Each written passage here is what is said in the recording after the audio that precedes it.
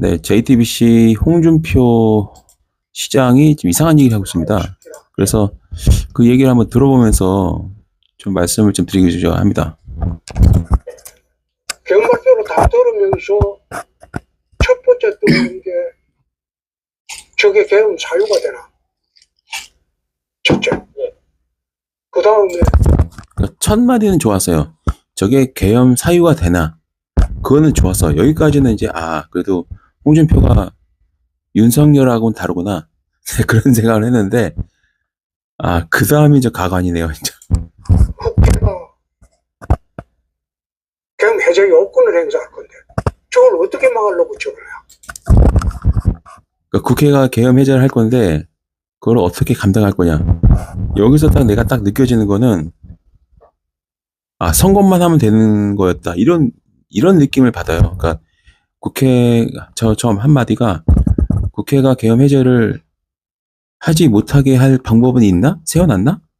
그것까지 해놓고 좀 저러는 건가? 그런 느낌이 들더라고요. 막을 수가 없을 건데. 그래서 전국 자치단체장들이 밤 11시 반에 비상소집을 하고 다 그랬어요. 간부들 다 나오라고 하고. 그럼 우리도 그 행정부시장이 전화가 와가지고 우리도 해야 되지 않느냐. 그래서 내가 좀 있어봐라.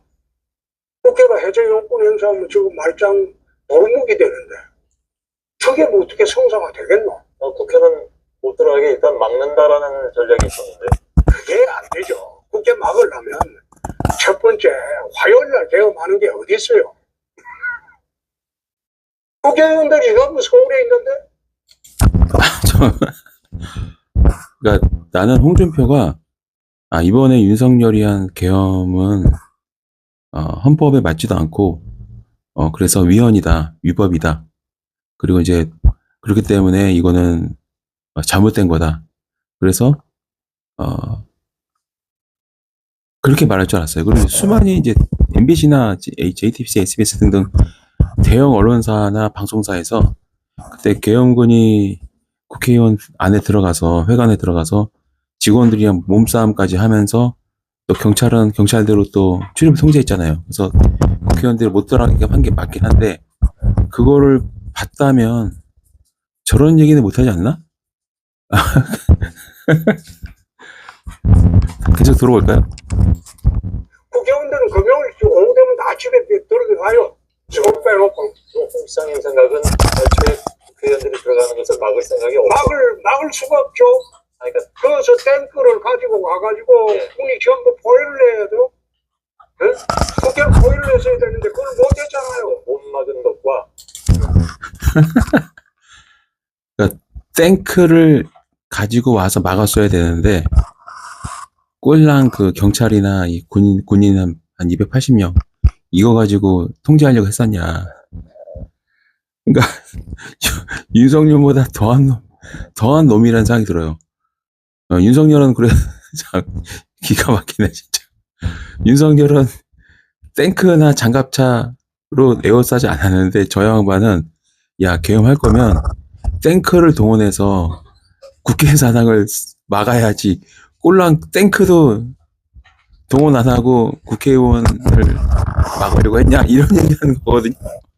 와 씨. 윤석열보다 더한 사람인 것 같아. 막을 생각이 없었다라는 것은 다른 문제인데 막을 생각이 있었다면 탱크부터 동원을 했겠죠. 아닙니다. 그래서 제 이야기는 그래요. 저 계엄을 생중계하는 나라가 세계에 어디 있냐?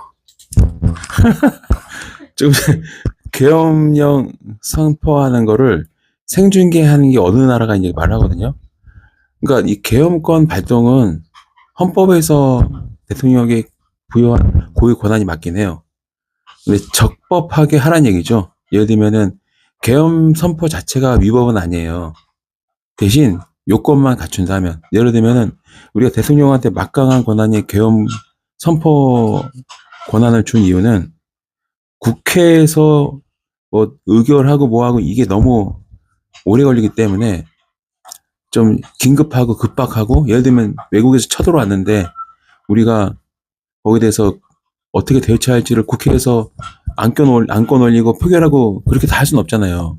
그래서 국회에서 이거를 표결하기 전에 대통령이 비상계엄령을 선포를 해서 전시 사변에 대해서는 빨리 군동원을 해가지고 막으면서 그 다음에 사후적으로 이제 국회에 통보를 해서 국회에서 의결해주면 그게 합법적이고 합헌적인 계엄령이 되는 거예요.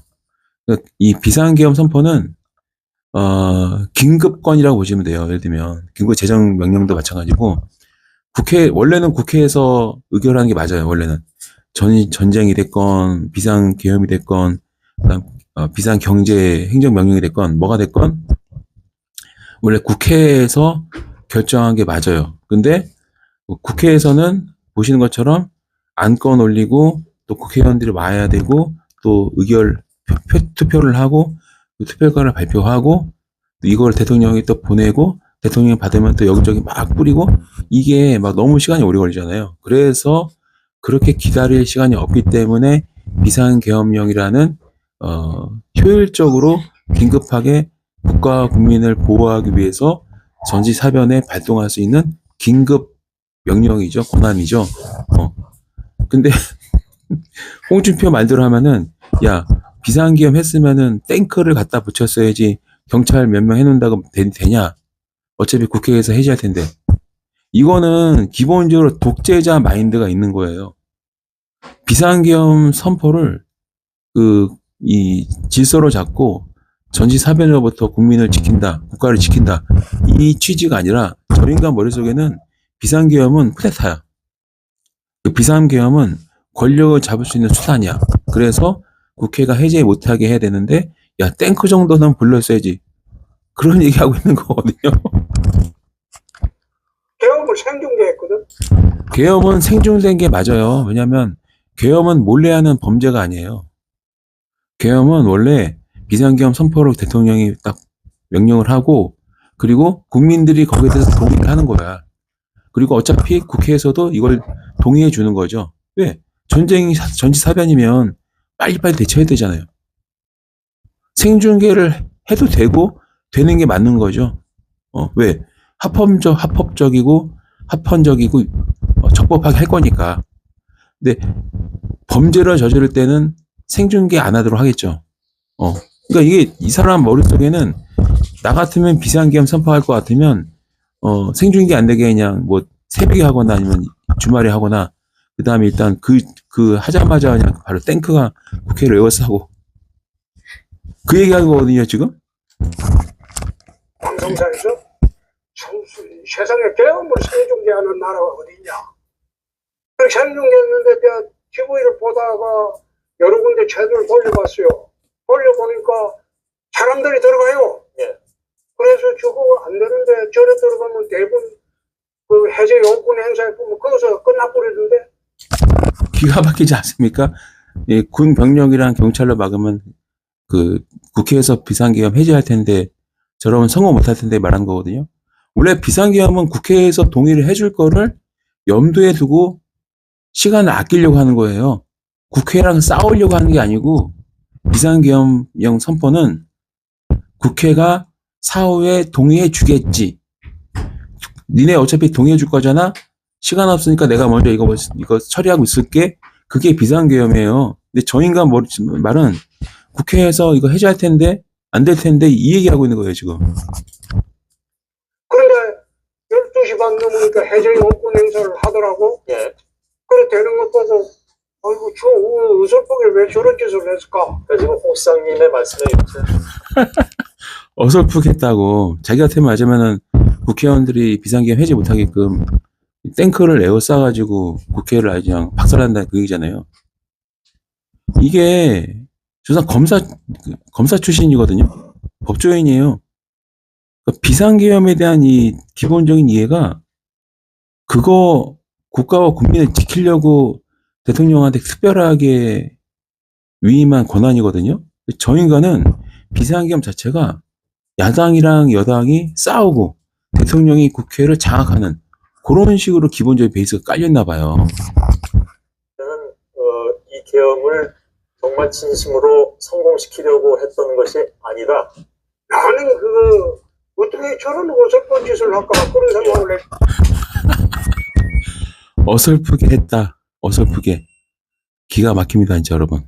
어설퍼요, 굉장히. 어설프게 했대요. 그 다음 얘기 들어볼 거야, 이제 뭐라고 하는지.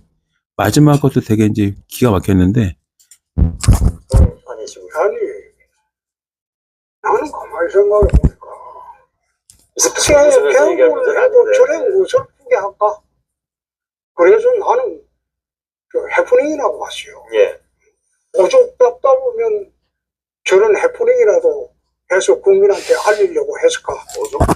지금 홍준표 말은 윤석열이 하려면 그냥 탱크로 국회를 에워싸고 더 세게 했어야 되는데 어설프게 하니까 바보같이 하니까 성공 못한 거다. 이번 비상계엄이 맞다라고 얘기하는 거예요. 비상계엄이 성공했어야 되는데 윤석열이 물러터져서 실패했다. 해프닝이다. 그렇게 말한 거고 그 윤석열이나 홍준표나 똑같은 놈인데 홍준표는 더 최악이다. 그렇게 결론 내리겠습니다.